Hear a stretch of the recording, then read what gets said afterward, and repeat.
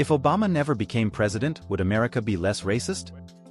There's been some excellent political science work that argues that the election of Obama did increase the salience of racial divides, especially for less informed voters. You may want to check out Identity Crisis, the 2016 presidential campaign, and The Battle for the Meaning of America by John Sides, Lynn Vavrek, and Michael Tesler. That said, if America reacted so strongly to the mere election of a black president, then presumably there were a lot of people with latent racial issues already. After all, it's not like only ever elect white people is a legitimate solution to the problem of racism. Eventually, our leadership was going to start looking more like America, including the presence of visible racial minorities, and that's a good thing even if it produced negative reactions from some voters. The US would be a lot less racist if there weren't so many racists. Best ways to combat it? Education, empathy, and exposure. I don't think so. Have you ever been to the Deep South? America is a deeply, profoundly racist country. Racists will accept black people being famous if they're an athlete, because it feeds into racist ideas of black men being beasts of burden, so to speak, and they'll accept famous black people if they're entertainers, because it feeds into that minstrel stereotype. What they won't accept is a black man being elected to the highest office in the country, because it shows an image of a black man who achieved success through intelligence and charisma. This infuriates the racist. They absolutely cannot abide an uppity Negro. Millions of people who would never have clicked Stormfront during the Clinton years spammed those sites during Obama. Also, in previous generations you'd have to go to some Klan meeting or some shit by the sheet, cut the eye holes, etc. Now you can anonymously just click the Stormfront website or 4chan or whatever. Obama's election compelled these people to act, not to suddenly be racist. It doesn't even make logical sense. I was not racist and then a black man became president and I became racist? How would that work? If I was not racist, a black man in the White House would make me happy, not angry. This depends entirely on where you look. I found a Gallup article that defined some questions related to whites' ideas as to whether or not blacks had equal or unequal access to things like affordable housing. But denotes that if you said if blacks have equal access, you were deemed more racially resentful.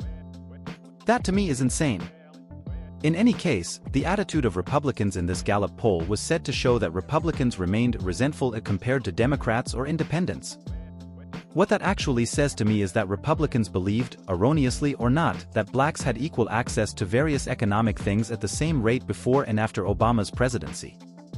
Personally, I do think Obama's presidency brought to a close the idea of color blindness being the best way to combat racism, which was preached in all sorts of media in the 90s and early 2000s. This is good. I also think, though, that an unfortunate byproduct of President Obama highlighting certain racist happenings sparked people to do it more rather than less. Unfortunately, I don't think I know enough to propose a better alternative to what he did.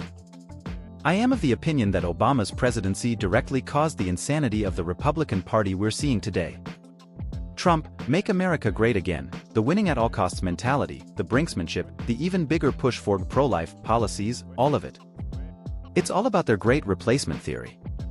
Seeing a black man as president made the entire party have a realization that the nation was becoming more diverse and less religious, which made them lose their collective minds. Obama scared a lot of whites. They feared a black man in power might decide to repay whites for slavery and abuse. Think of BLM and 2020 here. They could just imagine millions of white women being raped, white men murdered, and the destruction of the US as we knew it. Honestly? Watch Birth of a Nation and you get the idea of what they expected. Even when it didn't happen, Obama was blamed for BLM, with his Marxist training and support of them. Everything Obama did seemed to be directed at whites. It seemed like he was constantly doing something that scared people or took rights away. And yes, I saw a lot of people suddenly get interested in the KKK. Before Obama, the Klan was a bunch of old men who would reminisce about how things were, segregation, and push their wives around. I think, however, that Black Lives Matter did far more damage. In 2020, they were burning cities for equality, playing into the hands of the Klan and skinheads.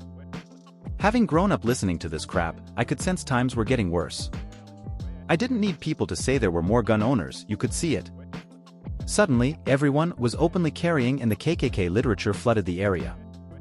If he hadn't been elected, we might have only seen a delay in the problems. I don't know if Trump believes his crap or if he's just using it, but if he started out the same, stoking hate, then we would still be in the same place. Police were abusing people and the feelings that Democrats had gone too far still existed.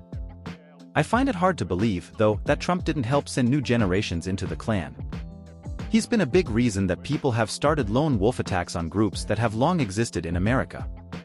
Personally, I think that Obama showed that there is hope for America, unlike Trump. Obama created fear by being and then didn't follow through. Trump, however, has stoked the fires from cooling ashes to a roaring fire. I can only speak anecdotally.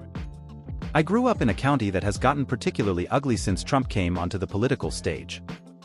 I've heard families say things that I know they never would have said 10 years ago. Ugly things that have made me lose respect for them. Maybe they were always racists. I don't know. But I do know that most of them were Obama fans in 2008. The county I was born in went for Obama by 10 points in 2012 and to Trump by 13 points in 2020. Something clearly happened. So I think it was something after Obama. I think it's things like BLM and the so-called woke culture. I mean, I have to sit in on weekly DI sessions. This involves things like sharing my pronouns, participating in land acknowledgements, listening about historical trauma, microaggressions, and essentially being lectured to rather than participating in an inevitably tough conversation. Some of it is very eye-roll-inducing. And I'm a fairly young and liberal guy. But it's tolerable because I know they are generally well-intentioned people trying to address a real and serious problem, even if I think they're not going about it in the best way. I think we need to make places to talk openly about race, and shaming people who share the wrong view discourages them from participating or educating themselves at all.